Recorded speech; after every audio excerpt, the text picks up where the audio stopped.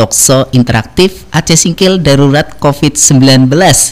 Kembali di siang hari ini menyapa Anda bersama saya Davi, dan tentunya untuk siang hari ini Talkshow ini merupakan launching yang perdana ya, yang dipersembahkan oleh Dinas Kesehatan Kabupaten Aceh Singkil bekerja sama dengan Radio Extra FM. Nah, untuk siang hari ini Talkshow kita ya langsung menghadirkan narasumber dari Ketua Satgas COVID-19 Kabupaten Aceh Singkil, Bapak Bupati Dul Musrid. Assalamualaikum, selamat siang Bapak. Waalaikumsalam warahmatullahi wabarakatuh.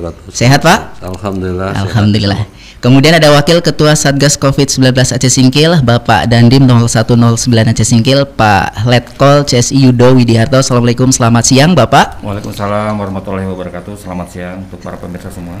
Sehat Pak? Sehat, Alhamdulillah. Ya, untuk topik kita pada siang hari ini, peran pemerintah daerah dalam percepatan penanganan COVID-19 menyikapi penetapan zona merah Aceh Singkil. Kita tahu, Ekstra Manajemen dan pendengar dimanapun berada, Aceh Singkil ditetapkan zona merah COVID-19, dan artinya ini kenapa ya? Kenapa kok bisa Aceh Singkil dikatakan zona merah? Kemudian penetapan zona merah ini dari mana begitu? Apa saja indikatornya? Dan kemudian bagaimana respon pemerintah daerah Aceh Singkil menyikapi hal tersebut? Ya, bersama narasumber kita selama kurang lebih 1 jam ke depan ya. Dan tentunya juga kita akan buka interaktif nanti di 0811-648-1048. Tapi setelah para narasumber memberikan ulasannya terkait dengan zona merah Aceh Singkil, langsung saja ke Pak Bupati Aceh Singkil selaku Ketua Satgas Covid nih.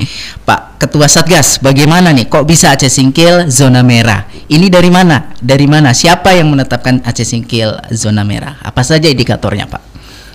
Baik, terima kasih. Assalamualaikum warahmatullahi wabarakatuh. Para pemirsa masyarakat Aceh Singkil yang saya cintai, pagi ini saya bersama Extra FM dan didampingi oleh Bapak Dandim 0109 Singkil. Nah, kenapa Singkil ditetapkan menjadi zona merah? Syarat indikator zona merah itu tentunya sudah melalui proses dari Satuan Gugus Tugas, dari Dinas Kesehatan, Rumah Sakit Umum, dan kita sampaikan kepada Satgas Provinsi Aceh, dan tentunya disampaikan kepada Satgas Pusat, sehingga bisa menjadi zona merah. Nah, Bapak Ibu hadirin yang saya hormati, sesungguhnya Singkil pada saat kemarin yang lalu insya Allah Singkil mendapat zona merah. Pada hari ini dapat kami sampaikan berkat kerjasama Forkopimda Aceh Singkil, sekarang Singkil bukan zona merah lagi, tetapi sekarang dalam posisi zona oranye. Tapi untuk dapat ketahui yang bahwa zona merah dan oranye itu sama perlakuannya. Nah, kenapa sehingga terjadi zona merah? Karena banyaknya terpapar masyarakat dengan penyebaran virus corona ini.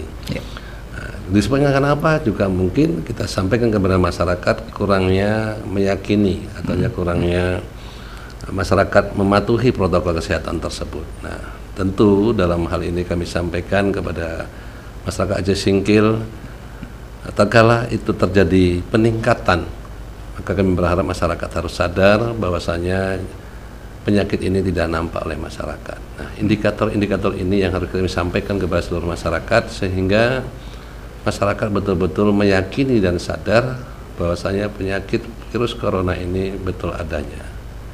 Nah, itu yang ingin saya sampaikan. Langkah apa yang dilakukan oleh Bapak selaku Ketua Satgas dalam hal ini, Pak? Ya, tentunya menindaklanjuti tentang perkembangan zona merah, dan sekarang alhamdulillah ke zona oranye yang sudah menurun sedikit gridnya. Kami sudah melakukan beberapa langkah bersama jajaran Forkopimda Aceh Singkil untuk membahas tentang menurunkan penyebaran virus corona ini. Tentunya kerja keras Dandim kita akui bersama jajaran polisi, TNI Polri, dan juga Forkopimda lainnya ikut serta membantu menurunkan, memperingat kepada masyarakat, yaitu untuk tetap mengikuti edaran pemerintah, aturan pemerintah, agar masyarakat pertama harus mengikuti protokol kesehatan, memakai masker dalam keluar rumah, ya tentunya mencuci tangan yang bersih dan menjaga jarak, menghindari tempat keramaian. Itu yang pertama. Dan selanjutnya yang paling penting untuk menjadi kekebalan tubuh manusia, tentunya harus memperbanyak makanan yang bergizi. Itu yang pertama.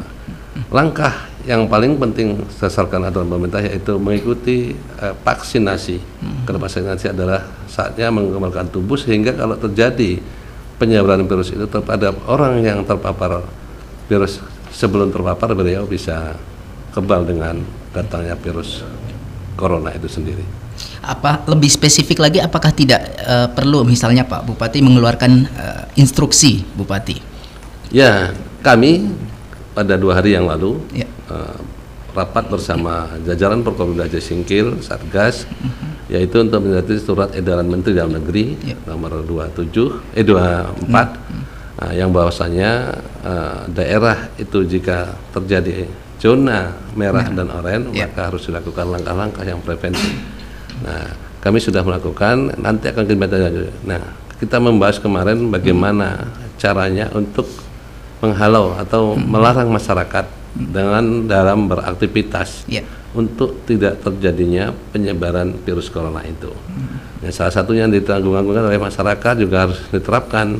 Yang pertama, tidak lagi melakukan belajar mengajar setelah tatap muka.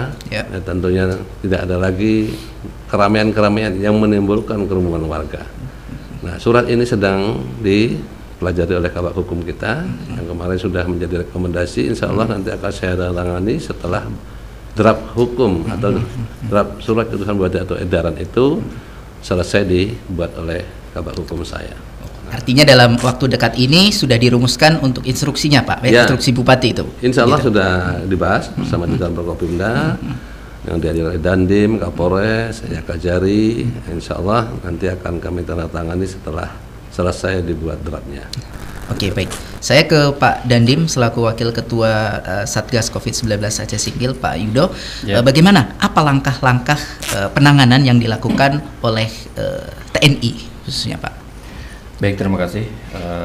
Kami mencoba menjawab, tapi sebelumnya mungkin kami sedikit membantu menjelaskan tadi apa yang disampaikan oleh Bapak Bupati kaitan dengan masalah indikator kenapa kita atau indikator dalam penentuan zonasi. Memang alhamdulillah per tanggal 25 Juli itu kita sudah masuk ke dalam zonasi orange. Zona oranye Pak ya. Itu zona oranye. Tetapi kita tidak boleh terlena, tetap kita melaksanakan upaya-upaya dan langkah-langkah. Indikator dari adanya zona itu atau penentuan zona itu dilihat dari adanya indikator epidemiologi, indikator surveillance kesehatan masyarakat, dan satu lagi indikator pelayanan kesehatan. Kita perlu mengetahui indikator sehingga kita tahu apa langkah-langkah yang harus kita ambil dan kita laksanakan. Betul. Salah satu indikator epidemiologi adalah kita melihat adanya jumlah kasus. Harusnya ada penurunan kasus dari minggu sebelumnya sampai dengan minggu saat ini. Nah, itu dilihat apakah ada penurunan atau kenaikan dari jumlah kasus yang ada. Kemudian indikator yang lainnya yaitu positive rate, artinya jumlah sampel yang kita ambil dengan angka positif yang berdasarkan hasil lab positif. Kemudian yang terakhir adalah tentunya BOR atau bed occupancy rate atau jumlah BOR yang besar atau tidak. Dari indikator-indikator tersebut makanya kita mengambil langkah-langkah. Kita bersama jajaran Forkopimda ataupun Satgas COVID-19 Aceh Singkil untuk langkah-langkah upaya-upaya penurunan jumlah kasus sesuai dengan Inmendagri nomor 26 dan surat edaran yang sedang kita godok dengan Bapak Bupati. Intinya ada pembatasan-pembatasan kegiatan. Sesuai dengan Inmendagri nomor 26 tahun 2021, kita sekarang masuk pada level 3. Level 3 Pak ya? Betul, level 3. Sehingga dalam aturan tersebut ada langkah-langkah yang harus dilaksanakan dan dilakukan. Jadi panduannya sudah cukup jelas. Kemudian setelah itu juga kita memaksimalkan untuk melaksanakan pengambilan sampel swab baik itu secara random maupun berdasarkan kontak erat. Selanjutnya yang sedang kita laksanakan dan insya Allah kita bisa resmikan pada hari Senin nanti penyiapan ruang isolasi khusus. Hal ini untuk meningkatkan bor kita. Jadi bor kita sudah cukup tinggi karena keterbatasan tempat sehingga kita perlu menyiapkan tambahan tempat isolasi khusus yang kita rencanakan alhamdulillah sudah kita siapkan di Mes DPRK sehingga betul sehingga kita bisa menambah sekitar 20 tempat tidur sehingga harapannya bor kita menurun. Nah, indikator-indikator tersebut sudah dalam proses pelaksanaan kegiatan sehingga alhamdulillah kemarin merah, sekarang sudah orange. Harapannya dengan mengoptimalkan yang sudah kita lakukan, kita bisa kembali ke zona yang kuning atau sampai hijau, dengan tingkat hijau. Kemudian langkah-langkah apa yang harus dilakukan? Sebenarnya sudah sangat jelas di Inmendagri nomor 26 tersebut. Ya, salah satunya adalah kaitan dengan belajar mengajar. Kemarin juga sudah kita putuskan untuk melaksanakan kegiatan pembelajaran dengan sistem PJJ, ya, pembelajaran jarak jauh. Ada mekanisme yang dilaksanakan oleh Dinas Pendidikan.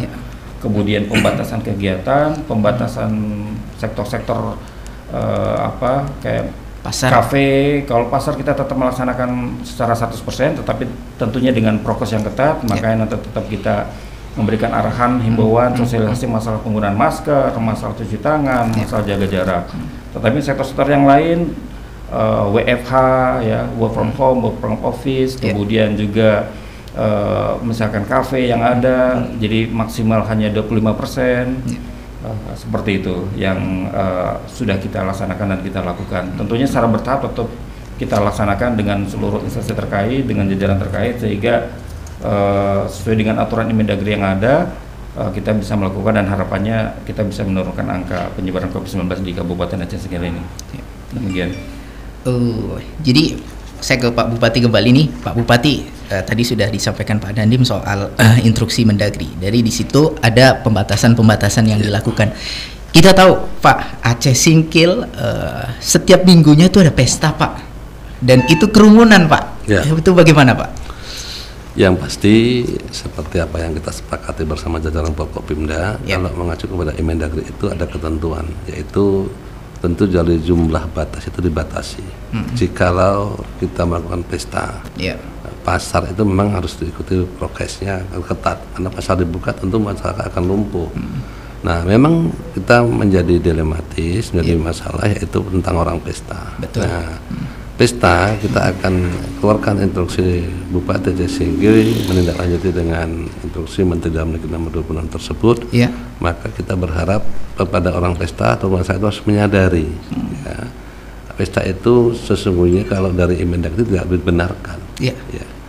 Tetapi karena masyarakat ini juga sebagian ada yang memaksa atau sudah kadung, agak repot. Maka kita berharap dalam pesta itu pun kalau dilakukan, sekarang kesepakatan kemarin para yang pesta itu harus dikawal ketat oleh jajaran pemerintah kecamatan, dari camat dan ramil Kapolsek dan para kepala desa akan membatasi tempat pesta itu sebanyak 25% dari jumlah yang hadir. Jadi memang betul-betul harus prokes kesehatannya ketat sekali. Yang datang itu harus jaga jaraknya, tentunya harus ikuti protokol, harus mereka itu menjaga benar-benar. Kita akan memanfaatkan perangkat-perangkat desa.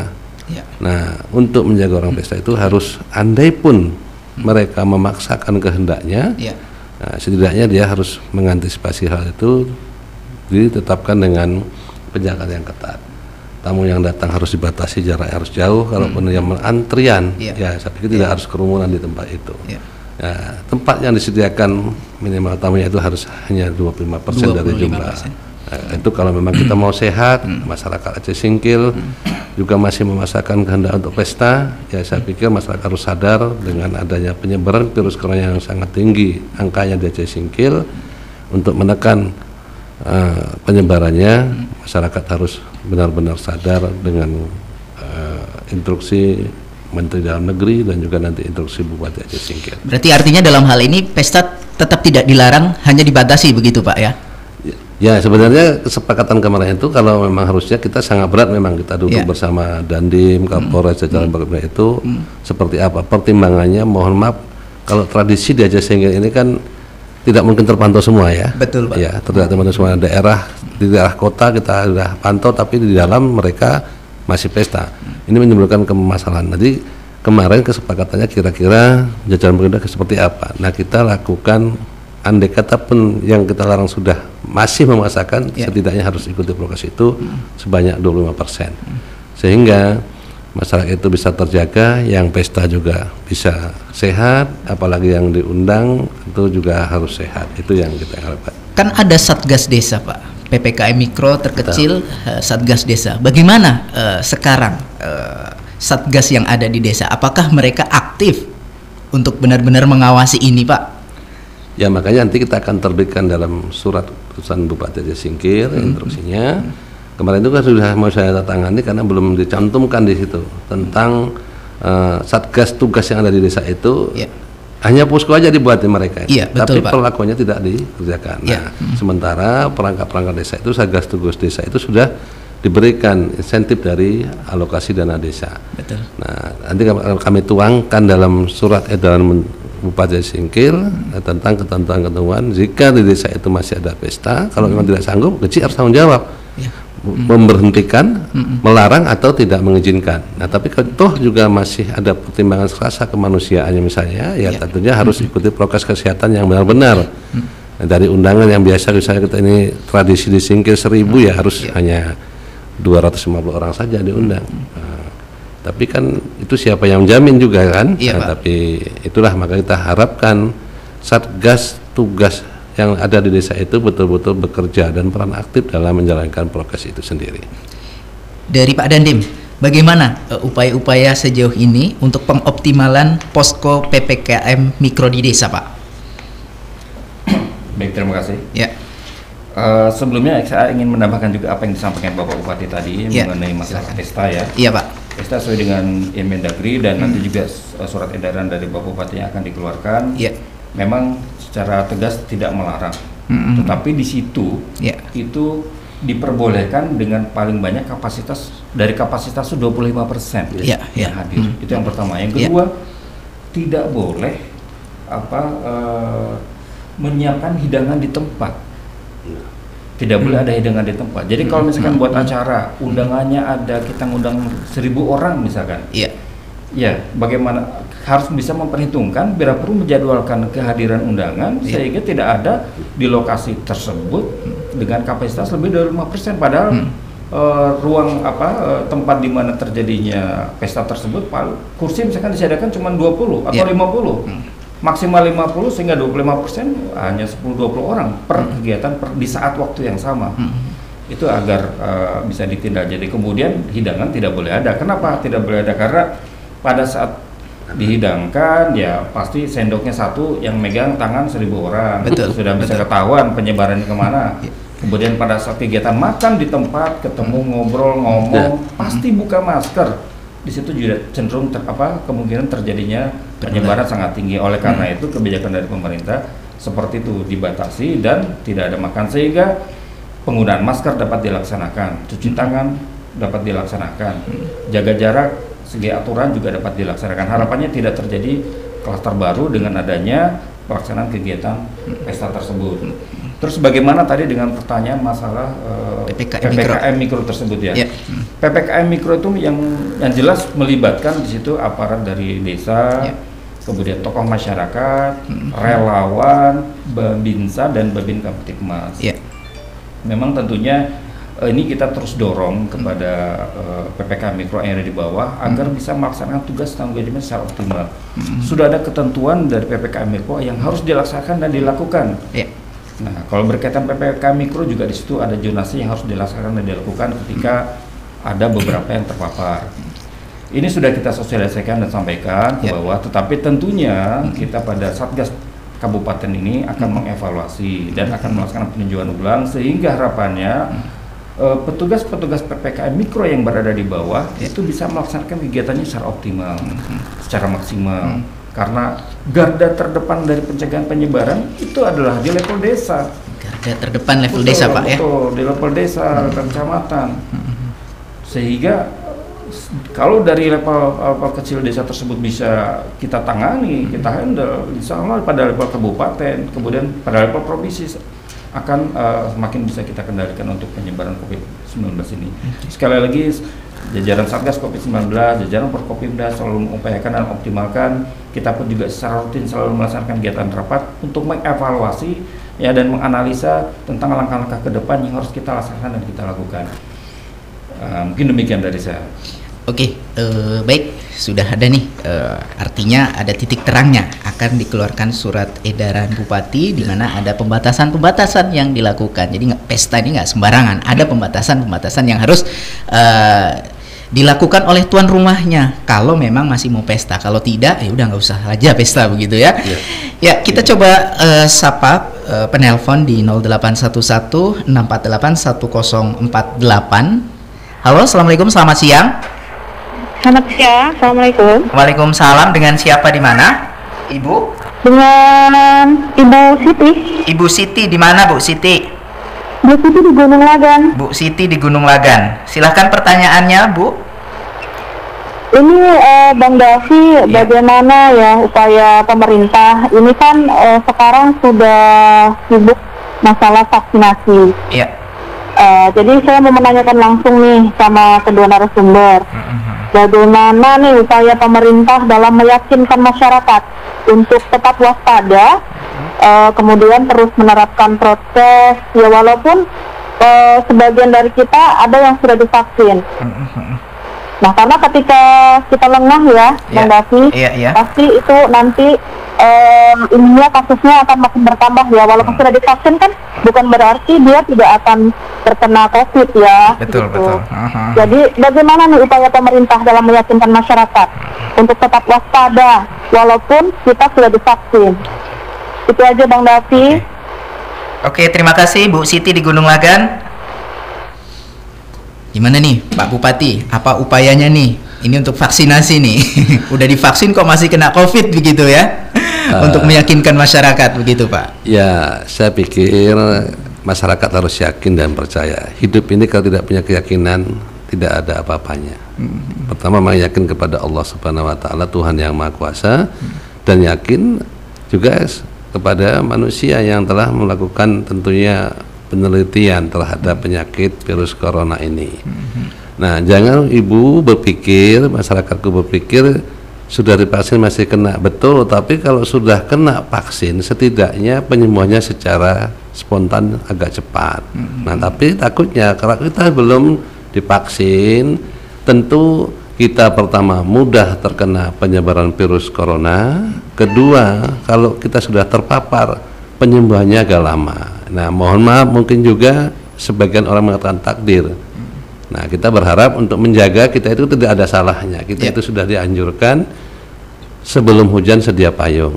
Nah, makanya saya mengharap kepada seluruh masyarakat Kabupaten Aceh Singkil yang mendengarkan kami sebagai narasumber agar tetap mengikuti protokol kesehatan. Yakin dan percaya. Kalau kita tidak mau divaksin, terpapar virus, ya tentunya kesalahan kita. Mungkin dengan adanya vaksin kita sudah tidak bisa terkena virus itu karena kita sudah mempunyai kekebalan atau antibodi dalam mengikuti vaksin itu. Maka masyarakatku semuanya agar edaran pemerintah, anjuran pemerintah yang baik untuk masyarakat, kemaslahatan masyarakat dan diri kita pribadi sendiri, ikuti aturan pemerintah sehingga kala itu sudah lakukan, berarti kita sudah berupaya dan berusaha, sudah berikhtiar. Nah, toh juga kalau andai kata terjadi yang buruk itu memang betul, itu sudah takdir Allah. Tapi setidaknya sebelum takdir Allah kita harus berikhtiar dan berusaha. Itu mungkin yang kita harapkan. Iya, apalagi Bapak kan sudah pernah vaksin, sudah juga kok kena COVID begitu Pak ya. Artinya sudah ada pengalaman begitu Pak ya. Nah, sebenarnya kan pastinya buktinya saya kemarin pertama penyebaran virus saya kena. Itu isolasi mandiri dikatakan OTG, orang tanpa gejala. Nah, terakhir saya terkena sakit kembali. Akhirnya saya berobat rumah sakit, harus di swab, harus di rapid. Silahkan Pak Dokter, yang penting saya sehat. Nah, itu harus kita sadar itu. Nah, kalau sakit nggak mau diobat, ya macam mana mau sembuh? Nah, makanya karena mereka sudah ahli di bidang kesehatan, kita yakin dan percaya vaksin itu yakin tidak yakin harus kita yakini. Nah, setidaknya menambah imun kita, menambah anti kekebalan tubuh. Nah, walaupun dari sakit saya, buktinya saya sampaikan kepada masyarakat, saya pernah sakit kemarin, gejalanya adalah batuk, pilek dan demam. Tatkala dari rapid saya positif, di swab juga positif. Terapi alhamdulillah mungkin dengan kekebalan tubuh yang ditambah dengan vaksinasi, saya cuma 3 hari sakit, insya Allah segera sembuh. Itu mungkin. Oke. Mungkin ada tambahan dari Bapak, silakan Pak Dandim. Baik, terima kasih. Ya. Jadi untuk menekan angka penyebaran, mencegah terjadinya penyebaran yang berluas tentang COVID, maka ada 2 langkah utama yang dilaksanakan. Yang pertama itu adalah penerapan protokol kesehatan. Yang kedua adalah kegiatan vaksinasi. Protokol kesehatan nanti kita jelaskan lebih lanjut. Yang kedua vaksinasi.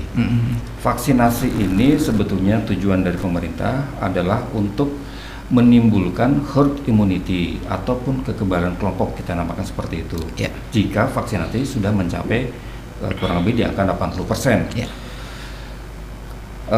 Saat ini masih terus-menerus program vaksinasi dilaksanakan di seluruh jajaran puskesmas ya di Kabupaten Aceh Singgil, termasuk juga kita mendatangkan juga tim dari Kodam untuk membantu proses percepatan vaksinasi. Harapannya dalam waktu dekat bisa mencapai sesuai dengan target dan tercapailah herd immunity tersebut, sehingga sebagian besar nanti orang sudah kebal terhadap terkonfirmasinya virus COVID-19. Terus bagi masyarakat yang mungkin masih belum memahami atau belum mempunyai kesadaran untuk masalah vaksinasi, sebetulnya sudah dari awal kita selalu melaksanakan sosialisasi dan himbauan kepada masyarakat bahwa vaksinasi itu halal, bahwa vaksinasi itu aman. Bukan hanya kita yang menyampaikan, tapi juga dari MUI, dari BPOM, ya, tentang keamanan dan kehalalan. Sehingga jangan terpengaruh oleh hoak-hoak tentang vaksinasi. Setelah divaksin orang menjadi begini begitu, jangan terpengaruh. Pedomani apa yang disampaikan oleh pemerintah daerah tentang masalah vaksinasi. Sebagian besar alhamdulillah tidak ada yang laporan kepada kita adanya KIPI ya, kejadian ikutan pasca imunisasi yang fatal, tidak ada. Alhamdulillah bisa berjalan dengan baik, sehat. Nah, kemudian vaksinasi itu juga bukan 100% membuat kita terhindar dari COVID ya. Tetapi paling tidak seperti apa yang disampaikan tadi oleh Bapak Bupati, kalau nanti pun kita terkena, terpapar, kita masih tubuh kita masih cukup kuat untuk memberikan penahanan lah gitu ya, sehingga tidak terjadi gejala yang sampai berat. Dan oleh karena itu pun juga kita pun juga jangan terlena. Kalau sudah divaksin terus jangan kita menghindarkan prokes. Tetap kalau sudah divaksin ya, baik itu vaksin 1 dan 2, tetap kita laksanakan prokes, jaga jarak, pakai masker, cuci tangan, tetap kita harus laksanakan. Jangan menjadi terlena. Ini saya menghimbau kepada seluruh masyarakat, khususnya Kabupaten Aceh Singgil, tetap prokes ya. Itu sudah menjadi kebiasaan kita sehari-hari. Pakai masker, kalau nggak pakai masker tuh rasanya ada yang aneh, sama halnya kita pergi nggak bawa handphone, nggak bawa dompet gitu ya. Udah jadi kebiasaan begitu Pak ya. Kebiasaan baru, pakai masker, kemudian cuci tangan, bila perlu kemana-mana bawa sanitizer. Tetap kita memperhatikan jarak dalam setiap pelaksanaan kegiatan kita. Mungkin demikian. Kita ke penelpon kembali. Halo, assalamualaikum, selamat siang. Halo. Waalaikumsalam, selamat siang. Iya, dengan siapa, di mana? Iya, saya Mila di Gunung Lagan. Ibu Nila. Iya, Ibu Mila. Ibu Mila di Gunung Lagan. Di Gunung Lagan ya. Banyak nih warga Gunung Lagan nih. Silahkan Bu Mila, pertanyaannya. Iya, ini teruntuk kepada narasumber. Ya. Apakah vaksin akan menjadi syarat untuk beberapa syarat administrasi begitu seperti BLT? Karena udah beberapa di wilayah lainnya itu sudah menerapkan seperti kita untuk misalkan itu Halo. Pencairan BLT dan juga beberapa hal yang lainnya untuk menjadi syarat administrasi untuk vaksinasi. Harus ada kartu vaksinasi. Dan apakah itu akan berkelanjutan dan juga apakah syarat-syarat lainnya akan menjadi begitu ya? Syarat harus ada wajib kartu begitu vaksin. Ya? Oke. Nah, apakah tidak menyulitkan masyarakat nih yang nggak bisa divaksin gitu begitu? Itu saja, Bang Martin. Terima kasih. Ya, sama-sama. Terima kasih Bu Mila di Gunung Lagan. Gimana nih Pak? Syarat harus dapat bantuan begitu, harus divaksin. Administrasi yang lain harus divaksin. Seperti itu Pak. Ya, Bu Mila, terima kasih masukannya. Memang kalau melihat dari kultur masyarakat Aceh Singkil ini, kita juga mengacu dengan ketentuan yang ada di pusat, instruksi itu. Syarat untuk melakukan vaksin itu, kesadaran masyarakat masih banyak yang kurang. Mungkin pemerintah mengambil langkah-langkah yang menurut kita itu bagus supaya Kalau perbuatan bagus itu kan tentu kita harus terapkan ya. Iya, benar. Nah, masyarakat sebagian, nah juga perlu saya sampaikan, orang yang divaksin itu ada ketentuan dari keterangan medis. Kala dia memang mempunyai gejala yang tidak bisa divaksin, itu sudah dipaksa. Memang tidak boleh juga divaksin karena sudah ada ketentuannya. Nanti kalau benturan ini sedang nggak boleh divaksin terakhir sakit. Tapi bagi masyarakat yang tidak ada masalah kan melalui proses sudah cek dulu keberadaannya. Nah, kalau ditanya syarat demi syarat, contoh melalui BLT ya itu memang harus ada syaratnya. Sekarang mau pergi kemana saja harus pakai syarat sertifikat vaksin. Pak. Nah, sekarang pemerintah membuat kebijakan lagi. Masyarakat yang tidak mau divaksin tentu diberikan sanksi, administrasi seperti ya contohnya masyarakat yang mempunyai mau makan uang negara, kalau mau makan tentu ada syaratnya buat proposal. Nah, kalau ini ada BLT, syaratnya diterapkan ya ikuti saja. Kenapa? Saya pikir tidak ada kan, karena kita terapkan pun itu demi menjaga kesehatan masyarakat supaya tidak terpaparnya virus corona ini menyebar kemana-mana. Nah, kita berharap dengan adanya vaksin ini kepada seluruh masyarakat Aceh Singkil, kesadarannya vaksin harus ditingkatkan. Sehingga kalaupun yang seperti kami sampaikan dengan Pak Dandim tadi sudah divaksin semuanya, insya Allah kekebalan tubuh akan lebih tinggi. Virus corona itu tidak mudah masuk ke tubuh manusia itu sendiri. Itu yang kita harapkan. Jadi kalau ditanya terus ya kita lihat nanti perkembangannya. Mudah-mudahan seluruh warga masyarakat Singkil segera berdoa kepada Allah Subhanahu Tuhan yang Maha Kuasa. Nah, penyebaran virus corona ini, bala yang diberikan oleh Allah ini segera dicabut oleh Allah Tuhan yang Maha Kuasa. Jangan ada lagi, kita semua sehat, kita seperti biasa, sehingga ekonomi di Aceh Singkil, masyarakatku senang semuanya. Itu yang kita harapkan. Ya, baik, menarik Extramania semua ya. Bagaimana upaya-upaya yang dilakukan pemerintah untuk mensukseskan vaksinasi tentunya. Boleh Bapak ceritakan sedikit Pak, bagaimana sih gambaran proses vaksinasi kita di Aceh Singkil, bagaimana antusias masyarakat Pak? Ya, kalau melihat dari grafik yang disampaikan oleh Dinas Kesehatan, Rumah Sakit Umum, pemantauan Dandim, Kapolres melalui Babin Kanstip, Mas Babinsyah, semuanya karena kita melakukan vaksinasi ini di masing-masing kecamatan. Nah, sekarang dibantu oleh Pangdam ya Pak, Iskandar Muda, adanya bantuan lagi dari tenaga ahli mereka untuk membantu yang akan turun ke desa langsung. Nah, juga sekarang kita permudah lagi, bukan dipusatkan di rumah sakit umum tetapi dipusatkan lagi ke puskesmas. Nah, sekarang ada lagi permudah lagi, harus turun ke desa.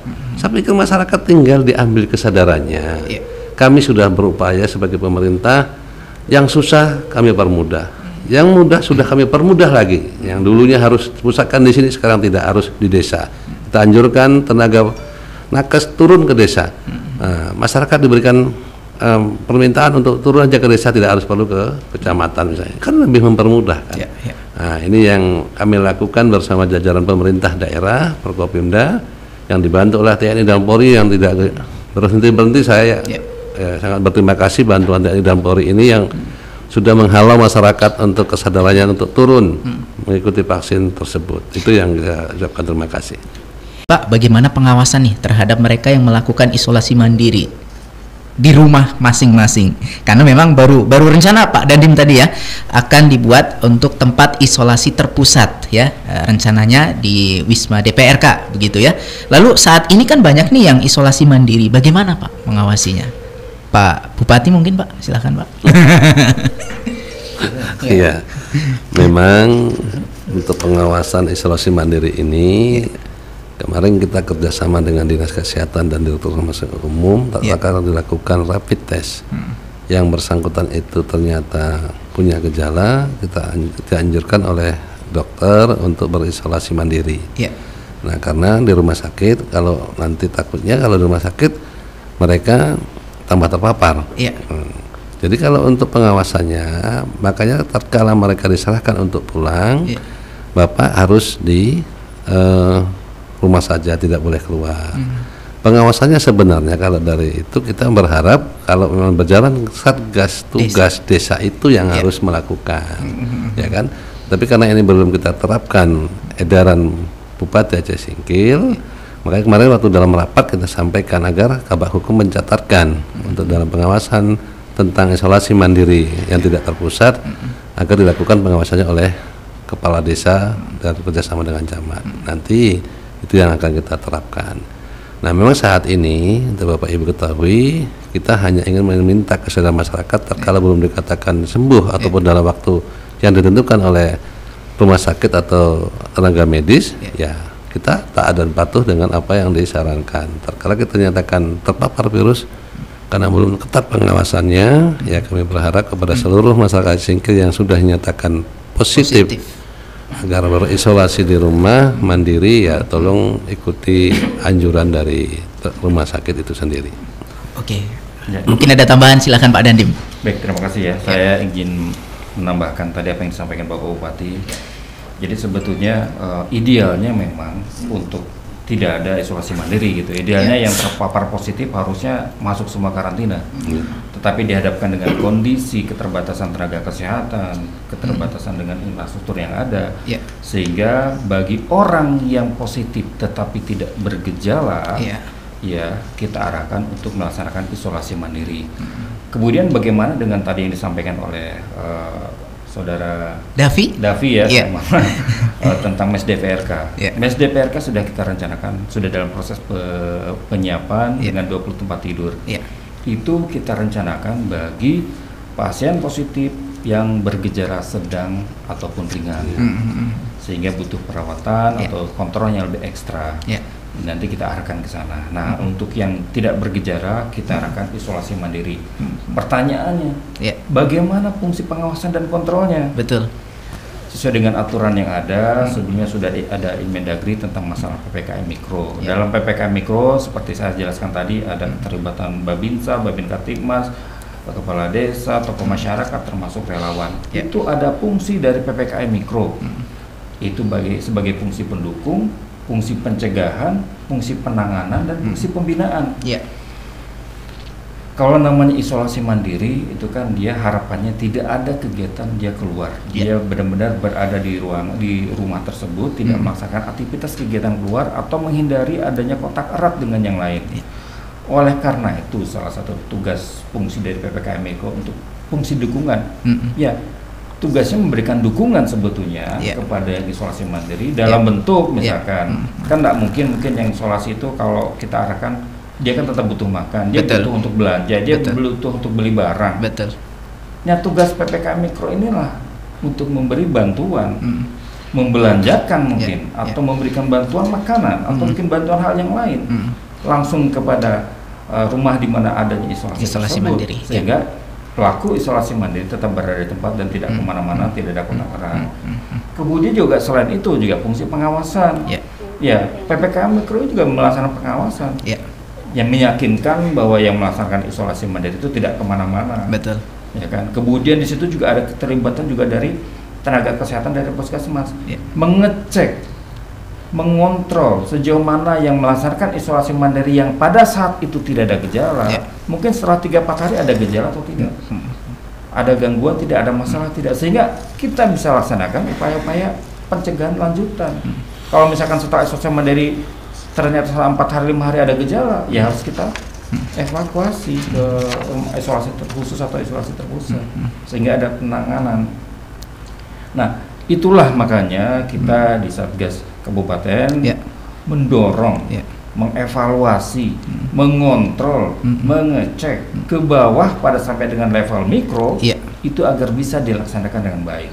Tetapi sekali lagi, PPKM Mikro itu tidak bisa 1 kali 24 jam, kali 7 hari, kali 30 hari mengawasi. Tidak mungkin. Mereka juga ada kegiatan, mereka punya tugas, karena tidak hanya itu satu saja yang diawasi, tapi banyak yang lain. Sekali lagi bahwa kesadaran masyarakat, kesadaran orang yang melaksanakan isolasi itu harus benar-benar tumbuh dan timbul untuk menjaga agar tidak ada kontak erat dengan yang lain, sehingga penyebaran ini menjadi tidak ada. Nah, salah satunya dibantu oleh PPKM Mikro yang ada itu. Demikian mungkin. Oke, baik. Kita ke penelpon. Halo, assalamualaikum, selamat siang. Halo, assalamualaikum, selamat pagi.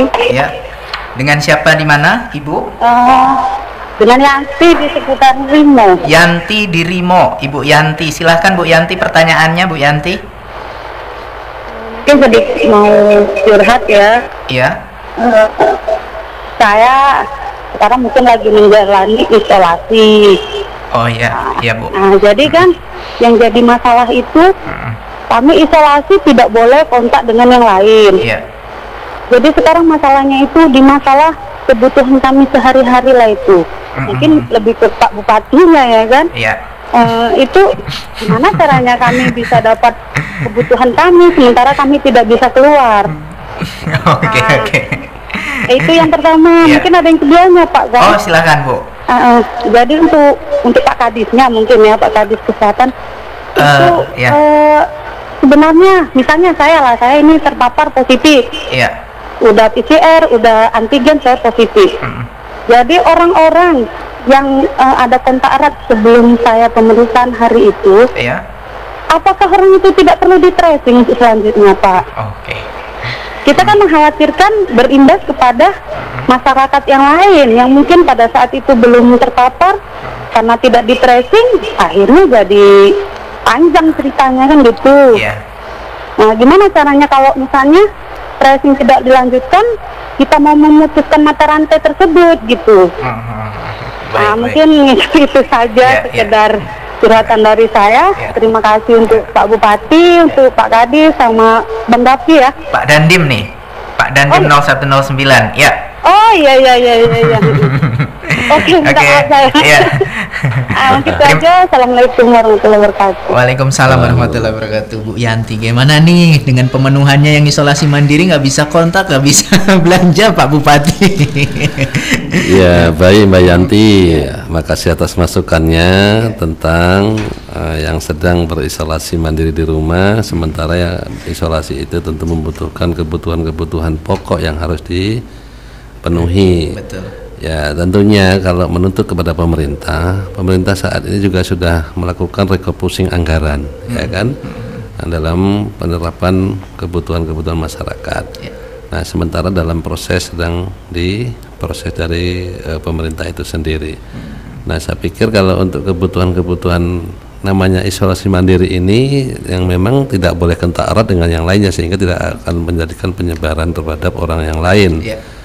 Nah, harus disiapkan kebutuhannya. Nanti kebutuhan yang mana yang harus dibantu oleh pemerintah, tentunya akan kita lihat nanti dari pembahasan kami bersama Ketua TAPK-nya, ya kan?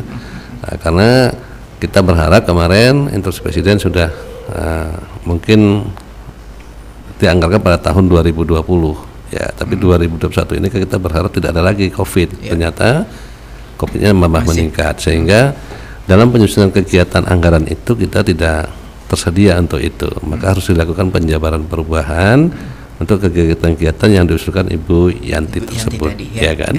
Nah, Bu Yanti harus sabar, ya. Yang jelas untuk kebutuhan Bu Yanti itu nanti kami akan lihat situasi dan kondisi keuangan daerah itu sendiri. Menyangkut dengan supaya orang-orang yang kontak erat dengan Bu Yanti sebelum di swab atau di rapid antigen, ya tentunya dinas sudah melakukan tracking, Bu. Saya pikir sudah melakukan tracking karena Ibu ditanyain ke Ibu siapa-siapa keluarganya, siapa-siapa sebelum Ibu sakit. Nah, itu sudah dilakukan. Saya pikir ada sebagian yang ada tidak mau menyebutkan, tentu tidak bisa di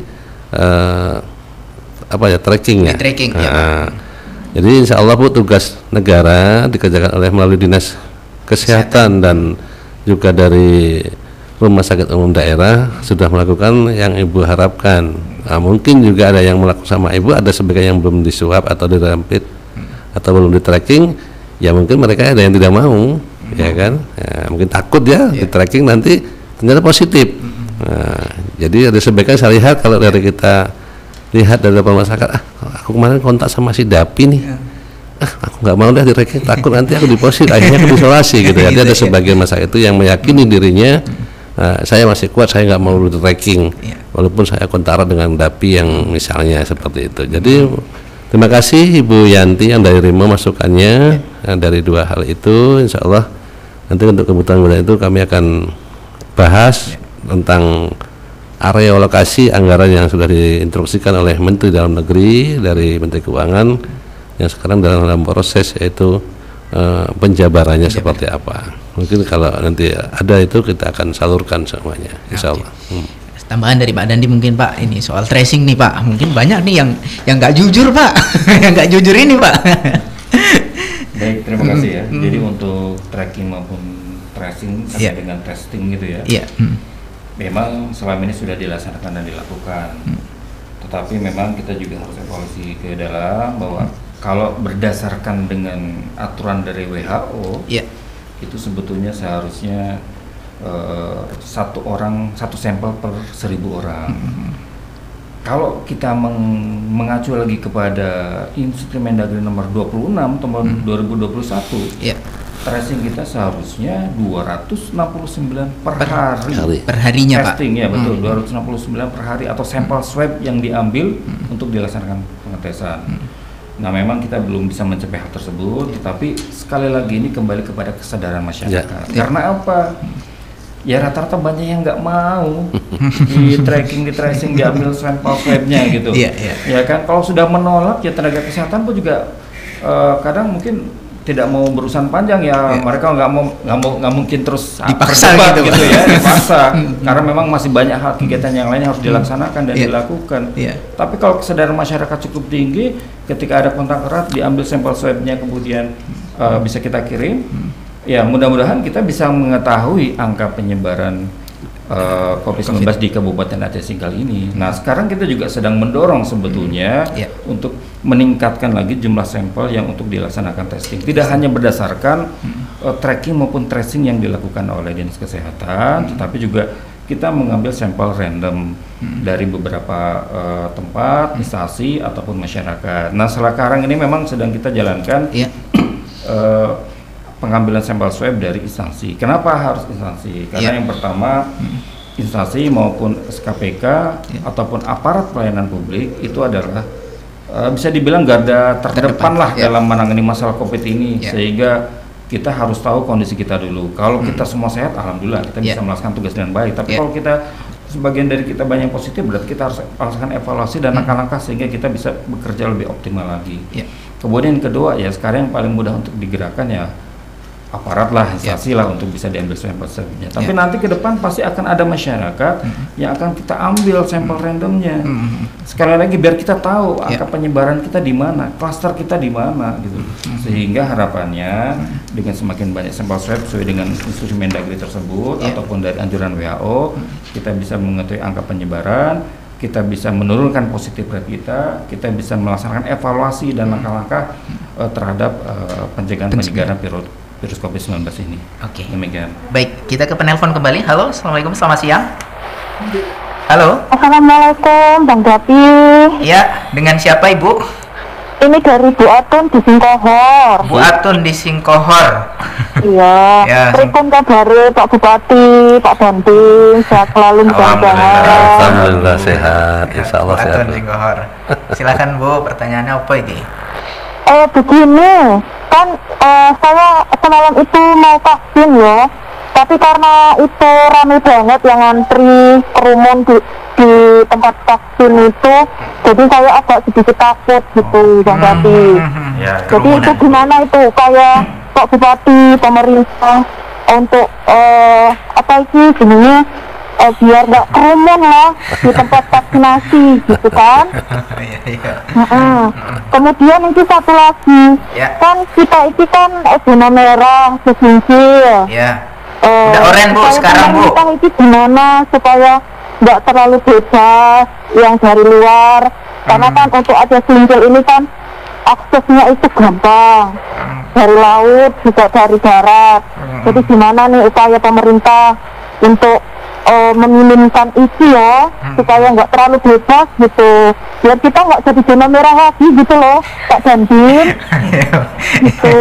Maksudnya ya upayanya kepiye ngono loh, Pak Dandin. Ya wes, Bang Dapi mungkin saya lah ya. Terima kasih Pak Bupati, Pak Dandin. Assalamualaikum warahmatullahi wabarakatuh. Waalaikumsalam warahmatullahi wabarakatuh. Kepiye ki Pak Bupati? Aduh, kerumunan di lokasi vaksin Pak, kemudian orang dari luar nih Pak. Baik, terima kasih Mbak Atun masukannya kepada kami dan Pak Dandim. Nah, vaksinasi kerumunan itu ya saya pikir kesadaran masyarakat tadi seperti apa Pak Dandim, Mbak Atun. Kesadarannya itu kalau memang masih kerumunan karena menunggu antrian, karena juga kita terbatasan tenaga nakesnya, masyarakat harus bersabar. Tak karena melihat kerumunan itu ya menghindar dulu, pulang dulu. Kan bisa ditaksir jumlah yang antri itu berapa. Kalau misalnya mau divaksin ini ada 100 orang permintaan dari Pak Kecik, kan tentu ada surat panggilan yang Bu Atun nanti hari ini vaksin ya. Nah Ibu Atun datang yang lambat, orang sudah duluan antri, ya Ibu Atun harus menghindar dulu. Itu harus ada kesadaran masing-masing. Jangan memaksakan kalau memang tidak mau sakit. Vaksin juga harus dilaksanakan ya, yang antri ditunggu sampai betul-betul kosong. Itu yang pertama. Nah zona merah untuk mengatasi sekarang Bu Atun, Aceh Singkil bukan zona merah lagi per 25 Juli ya Pak Dandim ya. Nah sekarang alhamdulillah dengan kesadaran masyarakat juga ini, terus terang aja kesadaran masyarakat yang sudah tahu merah bahaya Singkil. Nah, ternyata masyarakat terus berubah. Nah, itu yang kita harapkan, harusnya masyarakat itu tahu dengan aba-aba. Kalau kita misalnya lomba lari kan tentunya ada aba-aba dari panitia 1, 2, 3 baru lari. Nah ini juga sudah aba-aba zona merah.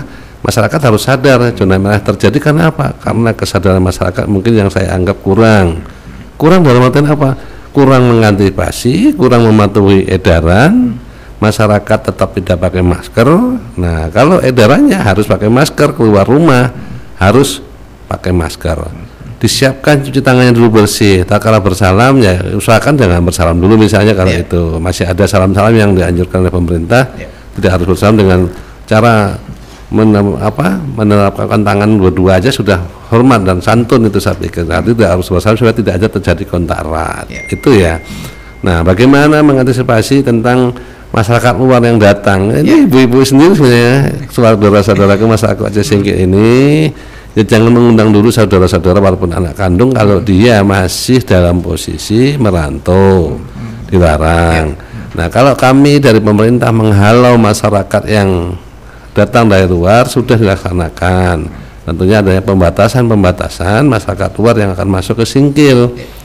Nah kan ada juga sebagian Bu dari mana, dari rumahnya di Madri, mau ada ngakal-ngakali juga ini ya kan, yang orang sudah biasa keluar masuk ya. Aku rumahku di situ Trans 26 atau di Singkohor, padahal kita nggak sampai KTP kan, kadang-kadang mohon maaf karena kita juga adanya keterbatasan. Kita Bu Atun sudah berupaya, yang pertama untuk vaksin harus dilaksanakan. Kalau terjadi kerumunan itu memang ya bagaimana namanya dia sudah selesai nunggu, masak, golek kayu kan. Nah itu ya saya pikir Bu Atun kalau memang sudah sadar itu ya segera menghindar, nunggu sampai benar-benar yang mau divaksin itu sudah habis baru datang. Nah itu, nah, insya Allah tugas yang kami jalankan seperti Mbak Atun sudah kami lakukan bersama jajaran Forkopimda untuk menekan angka masuk masyarakat luar yang dari daerah Singkil ke Kabupaten Aceh Singkil itu. Oke, dari Pak Dandim, silakan Pak. Baik, terima kasih. Ya.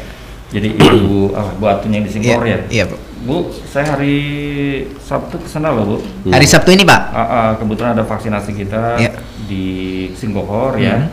Karena puskesmas belum bisa dioperasionalkan, jadi kita alihkan ke sebelahnya, di Koramil. Di Koramil Pak ya. Betul, di Koramil Singkohor. Sehingga pelayanan vaksinasi tetap berjalan. Memang ini menjadi salah satu atensi dan evaluasi kami Bu ya. Adanya mungkin kerumunan lah, atau mungkin kita berharap agar tidak terjadi klaster baru pada saat kegiatan vaksinasi. Betul. Di satu sisi kami sih cukup bahagia karena kesadaran masyarakat untuk melaksanakan vaksinasi cukup tinggi, sehingga di tempat vaksinasi jadi banyak orang gitu ya. Itu menjadi permasalahan baru. Kita sudah mengevaluasi dan mencoba mengambil langkah-langkah bagaimana agar mekanisme vaksinasi tidak menimbulkan kerumunan. Salah satunya dengan pembagian waktu bagi di suatu puskesmas misalkan akan dilaksanakan vaksinasi nanti desa A, desa B jam 10, desa C, desa D jam 11. Kita coba upayakan untuk masalah pembagian waktu. Kemudian yang kedua, mekanisme biasanya kan terjadi penumpukan pada saat screening dan juga pada saat pengambilan sertifikat. Karena kan pada saat memasukkan data VCare, kemudian nanti pengambilan sertifikat itu cukup lama karena mungkin servernya penuh padat, sehingga disitulah menjadi agak lama. Nah ini nanti juga mungkin akan kita ambil alih, misalkan seperti untuk sertifikatnya kita tidak printkan, tapi cukup linknya saja, ataupun nanti sertifikat nanti bisa dititipkan di kepala desanya, sehingga nanti yang bersangkutan bisa mengambil di kepala desa, sehingga ketika selesai disuntik sudah langsung bisa kembali, tidak harus nunggu sertifikat sehingga terjadi penumpukan antara yang belum vaksin dan sudah vaksin. Itu langkah-langkah. Kemudian kita pun juga di TNI Polri dibantu aparat desa setempat, ya terus menggembar-gemborkan ke sana ya prokes, harus pakai masker, jaga jarak. Ya kemudian saya tekankan juga pada Danramil maupun jajaran yang lain, perhatikan faktor hal-hal tersebut sehingga hal ini tidak menjadi kluster baru. Tetapi juga kalaupun itu terjadi, tolong dari warga ingatkan kami, sampaikan, bisa laporkan kepada saya, kepada Kapolsek, dan Ramil, Kapolres, ataupun kepada aparat desa setempat tentang adanya hal tersebut. Kita berupaya agar vaksinasi bisa berjalan dengan optimal, dengan maksimal, tetapi juga tidak menimbulkan masalah baru, yaitu kluster kerumunan tersebut. Demikian Bu. Pak Dandim, saya mau bertanya nih Pak soal operasi justisi yang terus dilakukan saat ini Pak ya. Sejauh mana intensitasnya dan bagaimana temuan di lapangan Pak dari petugas kita yang melakukan operasi justisi Pak? Ya betul. Operasi justisi terus-menerus kita lakukan, tetapi memang kita optimalkanlah untuk intensitasnya, bekerjasama dengan Satpol PP, atau WH, Kejaksaan, Dinas Kesehatan, TNI dan Polri. Karena memang ya kesadaran masyarakat masih kurang. Sebetulnya kalau kesadaran masyarakat tinggi tidak perlu ya kan, karena memang kita lihat masih banyak di jalan-jalan yang tidak menggunakan masker, di tempat-tempat umum banyak yang tidak menggunakan masker. Nah itu perlu kita laksanakan dan lakukan operasi justisi. Sudah kita laksanakan dan lakukan, tetapi sesering apapun yang kita lakukan dan laksanakan, kalau kesadaran masih kurang ya susah lagi. Tetapi tetap kita tidak menyerah, tetap kita akan terus berupaya. Langkah-langkah tersebut, upaya-upaya tindakan preventif maupun kuratif kaitan hal tersebut tetap kita laksanakan, sehingga operasi justisi akan tetap kita laksanakan bagi yang melanggar prokes, yang tidak pakai masker, ya kan. Kemudian juga kaitan dengan penegakan aturan sesuai dengan Inmendagri nomor 26 tentang zonasi dan level. Kita juga akan tegakkan, sebagai contoh di kafe yang tempatnya tersendiri, hanya dibolehkan makan di tempat atau dine-in itu 25%. Selebihnya ya harus take away atau dibungkus gitu kan? Seperti itu. Kemudian juga nanti mungkin operasi di tempat pesta. Sesuai aturan tadi harus 25% dan tidak boleh ada makanan. Nah ini sebelum kita melakukan penegakan, harapannya jangan sampai itu terjadi lah. Jadi diwaspadai, diantisipasi dari sekarang agar tidak perlu melakukan kegiatan tersebut. Kemudian di area-area yang lain, misalkan di pasar segala macam, kita sudah sering melakukan himbauan, sosialisasi menggunakan pengeras suara di pasar atau pajak atau tempat-tempat yang lain. Ya harapannya bisa dilakukan sehingga operasi justisi yaitu sebagai jalan terakhir untuk kita melakukan penegakan. Ya, tapi kalau mungkin sudah sadar semua, udah pakai masker semua, udah sesuai dengan prokes semua, tidak perlu.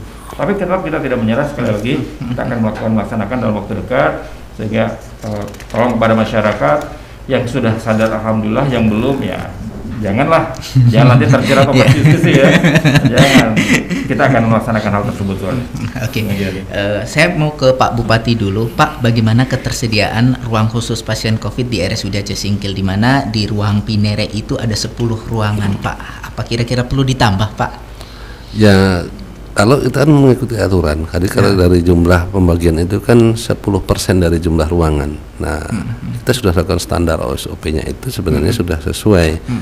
Tapi karena penyebaran virusnya terlalu banyak, sehingga kamar yang kita sediakan isolasi atau PNR itu tidak mencukupi. Tapi dari ketentuan sudah ikuti. Nah, makanya kalau ditambah, karena juga ini kan rumah sakit umum itu akan dilakukan ruang baru, ya tinggal menunggu proses, insya Allah mau dipercepat. Nah, sehingga kalau perlu ditambah ya memang harus perlu ditambah, tapi juga kan tergantung anggaran kita toh.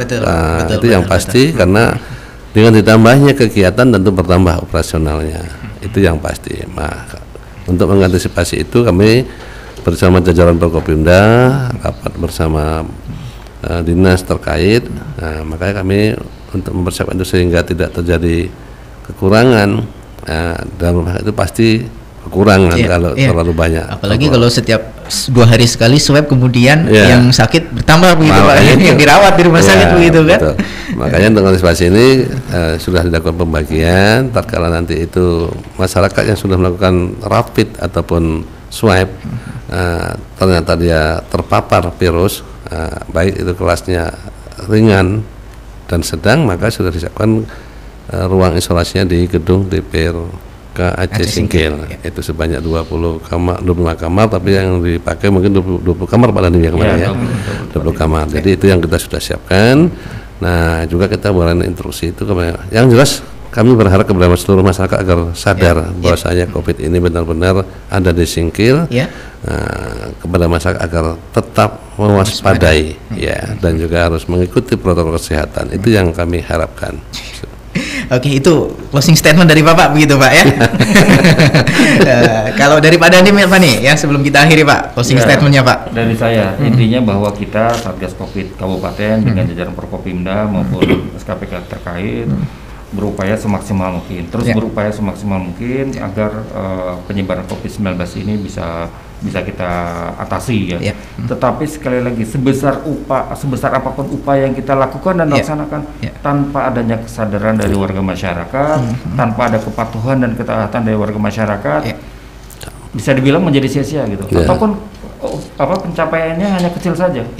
Tanpa dibarengi kesadaran masyarakat. Makanya sekali lagi apa yang disampaikan Bu Wota tadi, COVID itu nggak main-main loh, itu ada gitu.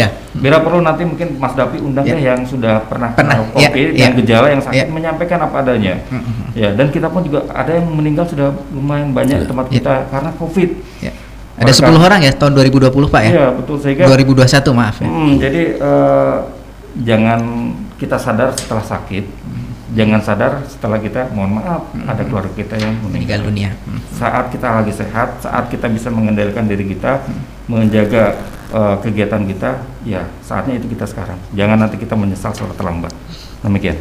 Oke, terima kasih Pak Bupati, Pak Dandim ya atas waktunya, atas penyampaiannya. Mudah-mudahan benar-benar tersampaikan kepada masyarakat ya, dan masyarakat sadar akan pentingnya vaksinasi, bahwasanya itu COVID ada ya sebagai perlindungan ya, minimal ya, tidak makin memperparah kalau sudah divaksin begitu Pak ya.